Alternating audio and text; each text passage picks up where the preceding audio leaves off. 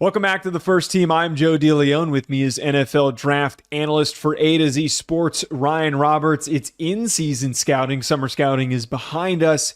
And what we're going to be doing during the regular season, we're going to be doing scouting meetings. Ryan and I are going to be breaking down film for specific games twice a week. And we're going to be pitching guys that we wanted to keep an eye on, and then anybody that we want to bring to the table. So today we're going to be doing Texas A&M versus Notre Dame. And then the next show this week, we're going to be talking about and breaking down Georgia versus Clemson. So this, obviously, listeners of the show know that Ryan and I are big Notre Dame fans. Ryan covers Notre Dame for A to Z Sports as well as his draft and college football duties. I also do live streams for Bleacher Report for Notre Dame. So this was an exciting win. This was a very exciting separation for Notre Dame, having such a close relationship with the school, to see them finally get the big win. I think just talking general takeaways, Ryan, there clearly feels like there's some juice in this offense. Like, it actually feels like there's some speed. There's some guys that they can find the ball to them in space. Jeremiah Love is a spark plug, not to throw out a specific name already. You just broke your rule. You just broke your rule right there. I know. Well, I'm just saying, though, man, that this offense feels night and day from what we were used to under Tommy Rees and who was the goofball from last year? Yeah, Jared Parker. Yeah, it feels night and day, though. It feels transformed under Mike Denbrock. Well, I mean, I wouldn't even quantify that on both sides of the ball. I know defense has not been an issue at Notre Dame for several years now. But, Joe, I mean, look, Texas A&M is not one of the crowns of the SEC right now because they are a transitional into the Mike Elko era, and Colin Klein is their offense coordinator and Jay Bateman is their defense coordinator. So, like, it's a brand new staff, obviously, and there was some roster turnover. But still, that team has a lot of speed on it, right? Like, Texas A&M has some guys on both sides of the ball, and Notre Dame was the faster team on Saturday night. Like, I think that came down to it. It wasn't that Notre Dame just like pummeled them to death and like that's how they won the game, is that they just asserted their will on both lines of scrimmage. They did it to a degree on both sides, but like the difference in the football game was that I think that Notre Dame on defense swarmed. They were they were faster comparative to Texas A&M offense, and then the Texas A&M and the Notre Dame offense compared to Texas A&M defense, which is very talented. Several guys we'll talk about today. I think Notre Dame was the fastest team on both sides of the ball. So that's comparing Notre Dame to a team that is very talented and has a lot of high level speed. And I think that Notre Dame is, what's the one thing that Marcus Freeman has been preaching over the last few years from a recruiting perspective, is that he wants to get longer and faster, right? Like that's been like the two things. Very evident in this game. Very, very evident. And that's cutting the gap, right? Because I mean, like there has been some times where you're just like Alabama 2020, right? Which is an awful game for us, but like Notre Dame was good enough in some areas to play with that Alabama team, but like at the end of the day, it's like we had nobody that could cover Devonta Smith when they threw a bubble screen out there. Like you had nobody that had that type of speed, that type of juice.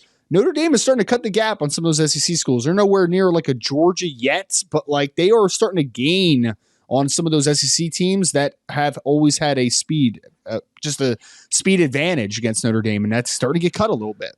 Yeah, there was a stark difference between also a program that's in its first ever game under a new head coach and a program that is now in year 3 and they've been figuring out and trying to develop the roster. The crazy thing I think in this game is the amount of young players that stood out, that had contributions, that are sophomores, that have just been in the program and that were part of the original recruiting classes.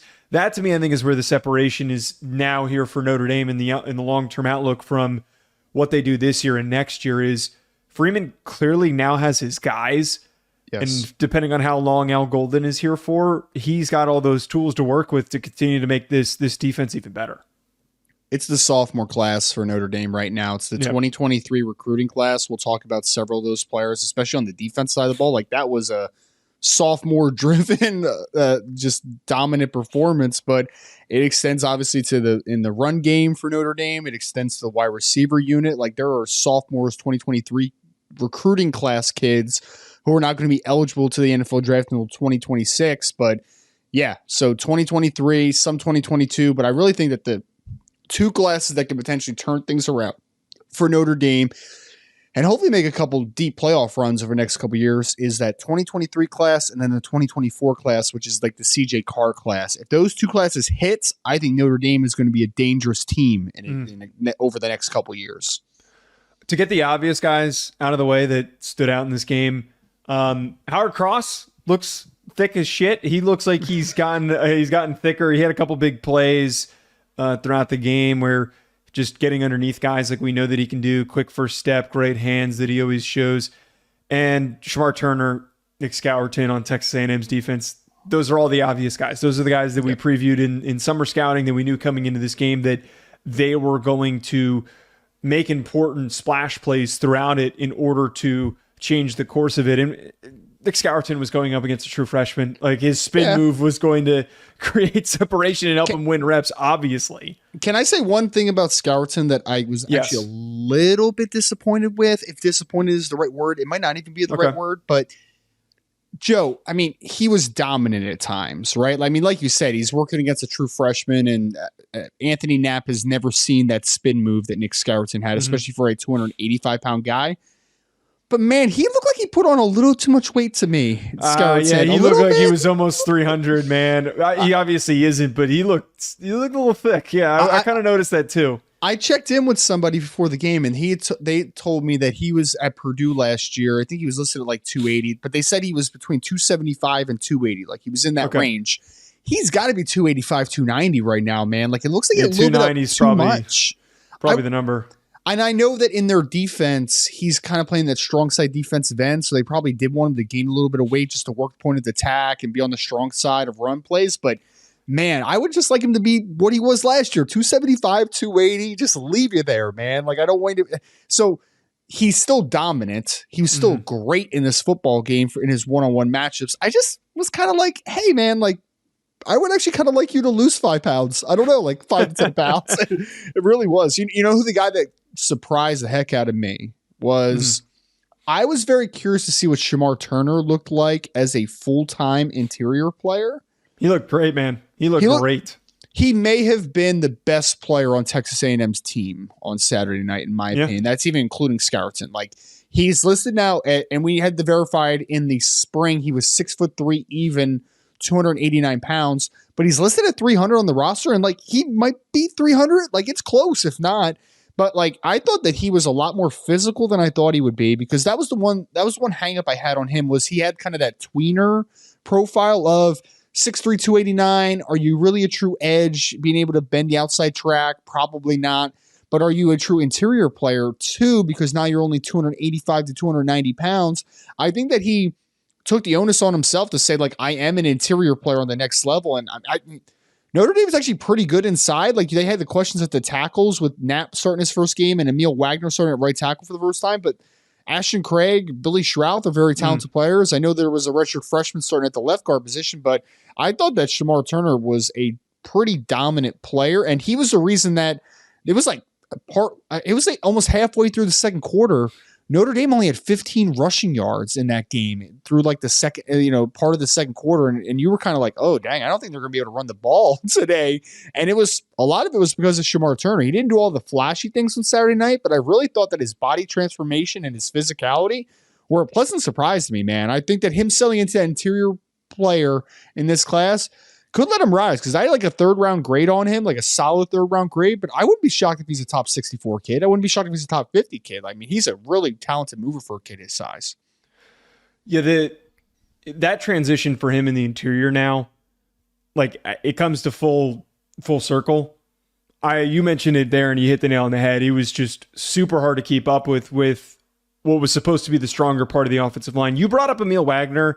I wrote him down, not in the sense where like I was super juiced up by him, but God, that kid is long, man. Like, and he's got some pretty good power to him too. Yeah, the crazy part about him, Joe, is that he probably has like 35-inch arms. I guarantee it's gonna be something in that ballpark, like at least high 34s. Well, the crazy part of him is he's one of those kids that's had a tough time like holding weight. He's only like 291 pounds right now, but the power he has for only being 291 pounds is pretty jaw-dropping, dude. Like it's really impressive. So yeah, that's why I wrote him down. His flexibility wasn't great. Like there were a couple times where he looked like he was swaying a little bit, and he was first career start too, so there might be some uncomfortability. Yeah. Well, that's why this is a write down name of, hey, noticed him, probably still needs a little bit of work. He's not going to be a part of the upcoming draft class, so this might be a name that we're talking about next cycle. You could tell, you mentioned him trying to hold on to weight. He does look on the leaner side. His lower half, his legs, his base were not as filled out as you're probably liking for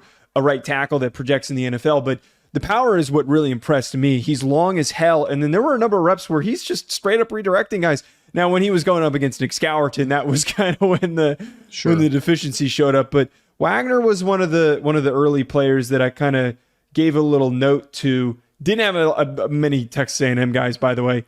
Bo Collins was another one who, shocking, Clemson didn't have any receivers apparently, and they didn't need to bring anybody in. And here's Bo Collins, who was phenomenal. I thought that he was great as a route runner. I thought that his hands were really great. I thought that he was super smooth. I don't know if he finishes as the number one receiver for Notre Dame in this offense, but man, this is a guy that they've needed. Just a strong route runner with some pretty good body control and play strength.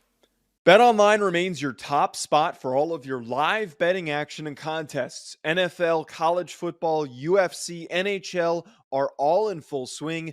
BetOnline is your number one source for wagering news, odds, trends, and predictions with both desktop and mobile access at any time.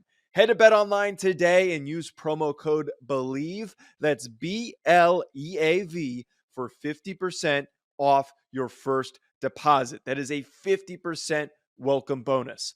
BetOnline, where the game starts. Yeah, Joe. I mean, in Feldman's Freak List, he had a reported 41-inch vertical this offseason, and obviously he's got some springs in his legs, but he's verified at around 6'2", and I know he was 210 pounds in the spring, but I actually think he was a little bit lighter in this game, which I thought was kind of interesting. But he's not a deep separator in the sense of, like, I don't think his long speed is great, but man, that contested catch ability, that physicality, and dude blocks his butt off, dude. Like, he's a really physically kind of imposing player. And honestly, we could talk about Jaden Greathouse, who I think is going to have a big year for Notre Dame. We could talk about Chris Mitchell, who didn't have a ton of opportunities in this game. Jordan Faison, even this guy that for like future drafts you might be able to talk about. But the position that Notre Dame has been missing the last 2 years, especially, has been a big body boundary receiver that gets make some plays with the ball in the air. And I think that that's what obviously a guy like a Bo Collins brings to the game. You know who impressed me? Can I bring up a Texas A&M guy? Because it's a matchup with him. Okay. Will Lee, who is transfer number 26. He's transferred from Kansas State. He's 6'3", 190 pounds. And I know that Bo got the best of him in a couple of those contested catch situations, but I thought he was in position for both. I thought he had some really physical, obviously, long frame. But then he also almost had an interception during that game. You know, when they threw like a stick to like Jaden Thomas or something, and he broke on it, and the ball was in his hands, and Jaden Thomas kind of had to break it up a little bit on him. But that kid is long and pretty explosive. So I don't know if he's a guy for – I really don't even know if he's a guy in general for like future classes, but certainly 6'3", 190 pops off the page a little bit. Yeah, I mean, that's freakish size that you're talking about right there. And this corners for Texas A&M, I thought did a really good job of pressing up and not allowing too much after the catch, playing within the role. Will Lee's a good one. That's one that I didn't write down, but that's a good one to keep note of because of my obsession for these 6'3" corners. Well, I mean, we could always talk about Tyreek Chappell, who's been there forever, and like I think Tyreek Chappell is just going to be like a pretty solid backup nickel on the NFL level. But if I look at Will Lee, who's only a junior this year, if we're talking about maybe for this class, but probably not, but more for like a 2026 NFL draft sleeper, I'd point to the 6'3" corner that's going to be playing against a lot of good SEC teams this year.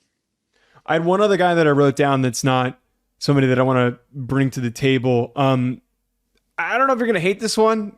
Chase Basantis, interior offensive lineman for Texas A&M. I thought that the whole offensive line for Texas A&M was fine. I didn't think anyone particularly really flashed to me because there were a number of reps where I felt like some guys were overwhelmed. They couldn't keep up with some of the speed that Notre Dame had. Like Zune to me is somebody who will probably get overhyped and is more of a late day 3 type of a guy that's going to be a backup if that, in the NFL. But Basantis, the shorter, stockier of the group, I thought he moved really freaking well, and he got underneath guys' pads. He played with really good pad level. I know there's a little bit left to be desired for him fully developing, but he's pretty experienced. I don't know if he's a part of this 2025 class, but Basantis seemed like he can't be a part of this. He can't be a part of this 2025 class. True sophomore? True sophomore. Oh, that's even more impressive then. I put a little bit more props to him for how good he looked, and I didn't realize he was a true sophomore. I thought he was a redshirt sophomore. So people that I've talked to around Texas A&M, this has been their guy all offseason. So like the quick backstory is he was a big-time recruit, freshman All-American last year. I think he's listed like 6'6", 320 at this point. He's probably more in like the 6'5" range, but either way, he doesn't look 6'6" on film, and he plays way lower than that, which is where the props are for him. I'm happy to see him inside a guard because he played a lot of right tackle as a freshman, and I just don't think that that's a natural fit for him. I always thought he was a guard, even when he was coming. I think he's a Bergen Catholic kid, if I remember correctly, because he's a New Jersey kid. Yeah, no, it might be Don Bosco. He might be Don Bosco. He might. Is he Don Bosco? It's either Bergen or Don Bosco. I can't remember which one it is. I can't remember. Dang it. I'm going to look it up. So first, you look it up. I'm going to keep stalling for a second until you tell Bosco. me it's Bosco. Okay. So he's a Don Bosco kid, which for people that don't follow high school football, Don Bosco is one of the best programs in the state of New Jersey. They pump out a lot of talent typically, and he could have went anywhere, man. Like all the Midwest schools wanted him, all the SEC schools wanted him. Obviously ended up with Texas A&M.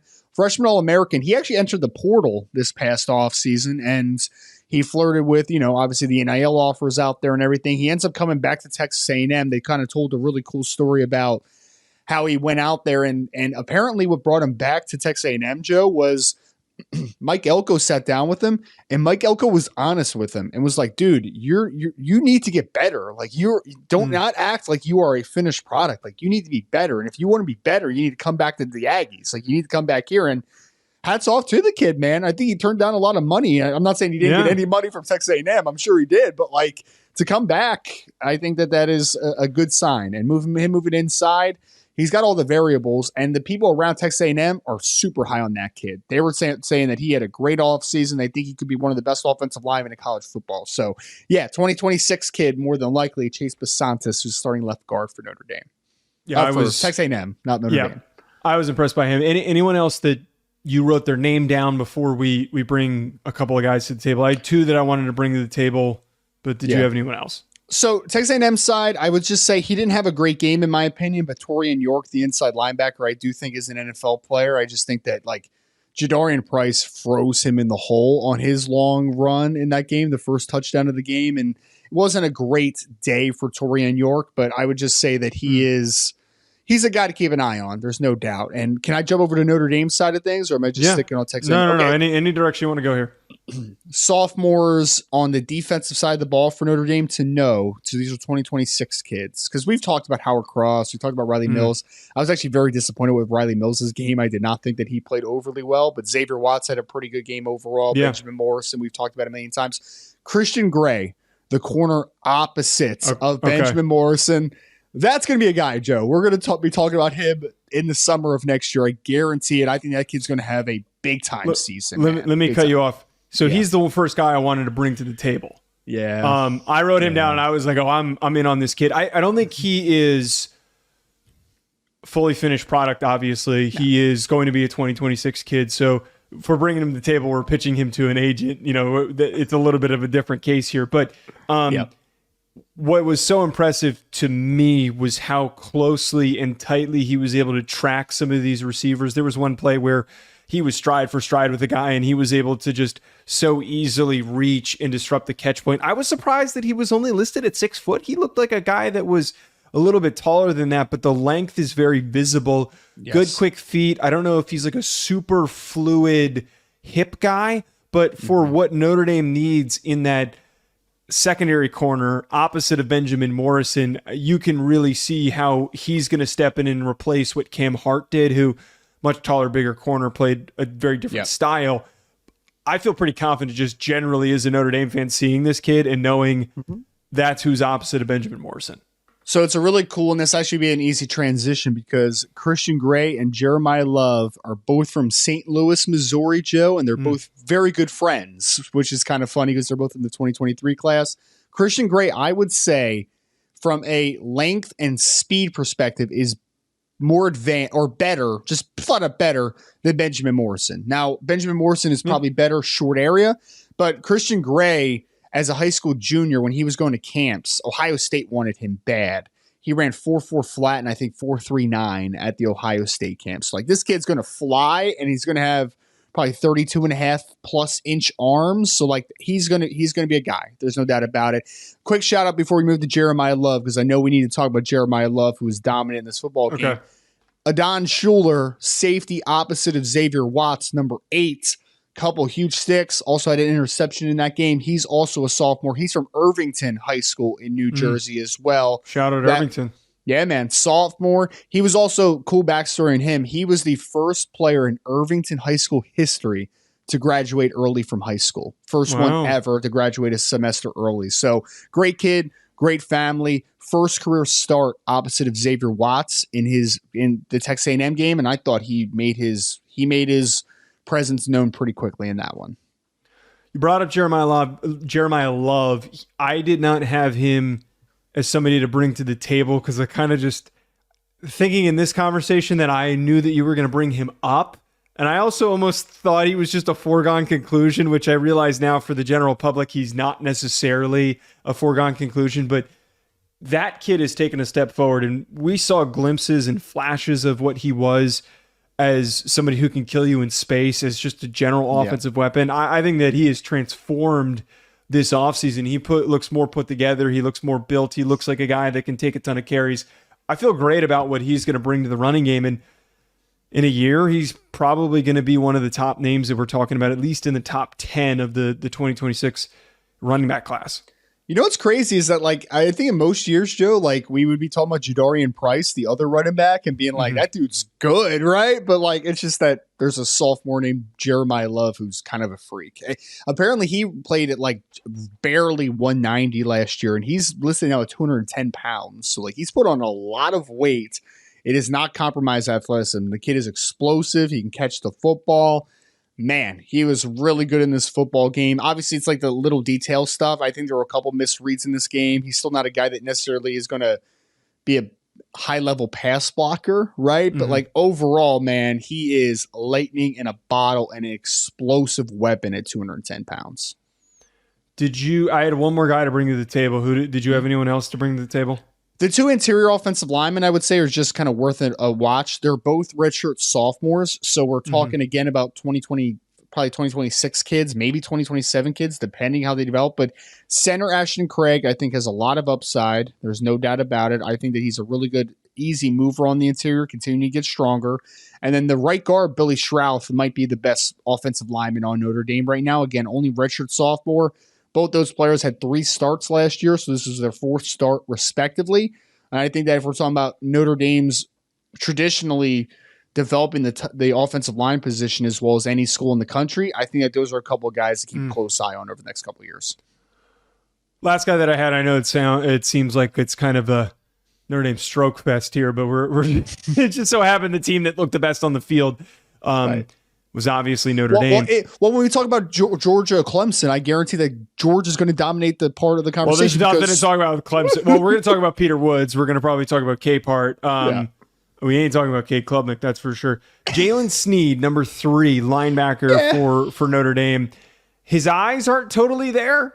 Like, a little hesitation in some of his decision-making, but he was one of the guys I was watching. I was like, holy hell, this kid's flying all over the field. This kid downhill fast, closes down on so many gaps. I know that you're a perfectionist when it comes to talking about these linebackers, but I don't know, man. I was blown away. I don't know if I would bill him to be this is going to be a first-round pick type of a guy, but if he progresses into a 3rd rounder in the next year or so, I believe he's eligible for this draft. He is, yeah. The guy flies. The guy flies upfield. I was impressed.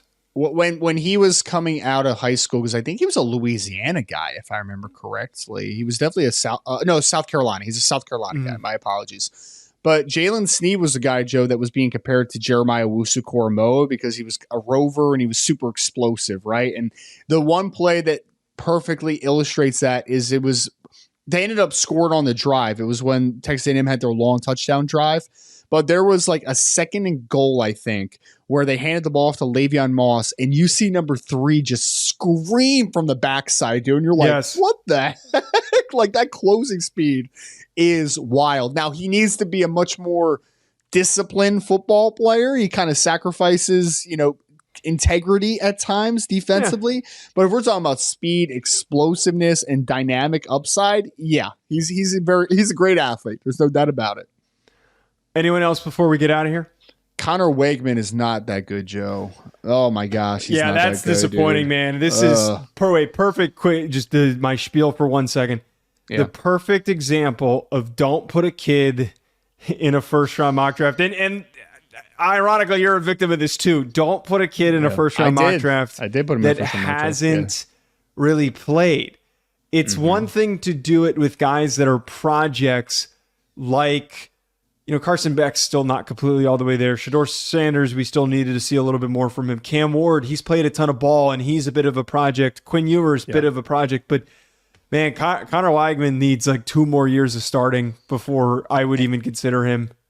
Yeah, and that's the crazy part is he's only Richard's sophomore because of how much time he's missed, right? So, it's not a down on him type of thing. It's just that if we're grading this game in a vacuum, he was not good in this game. I mean, there's no other way around it. I mean, he was poor. He was fading off his back foot. He was making bad decisions. His ball placement was all over the place. So it's possible he gets a whole lot better. And I would like to do this, Joe, because I've heard people completely discount Notre Dame in this conversation. They're like, wow, Connor Wakeman sucks. And I'm like, guys, Notre Dame forced a lot of that to happen, right? That's important to talk about. Nobody wanted to bring that up. That defense top 5 in the country, and they made the kid's head spin. I bet Connor Weigman has a game this year where everybody's suddenly like, "Oh wow, maybe we were wrong about Connor Weigman, guys." Week 1, like we can't geek out too much. I mean, we have to. It just has to be a grace conversation here, right? Because you remember what Notre Dame did to Caleb Williams last year, didn't you? It's the same conversation. Notre Dame has a really good defense. Did Connor Wakeman play bad?